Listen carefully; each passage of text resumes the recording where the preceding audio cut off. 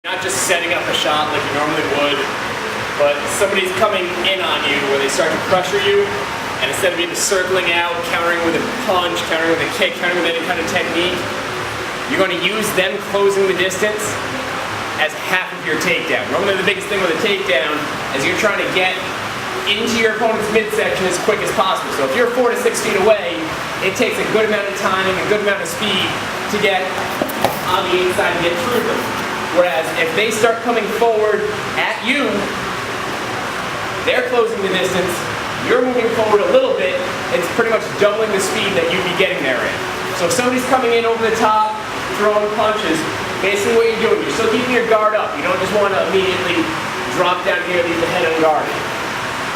You're going to drop down a little bit here, and you're going to try to shoot your, pretty much the way I like to do it, just because I always find myself susceptible when I shoot to ending up in guillotine.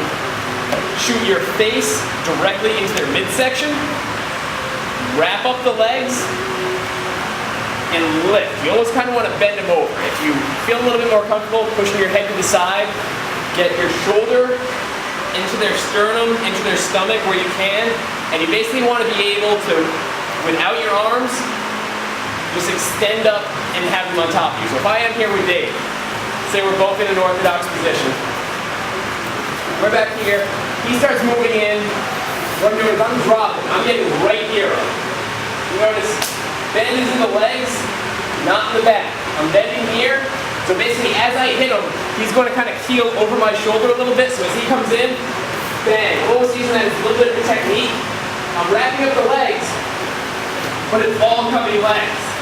So that's where I have the opportunity to not only get him to the ground, I can get him to the ground in a semi-effective and violent way where I can scoop him and then upend him and dump him on there.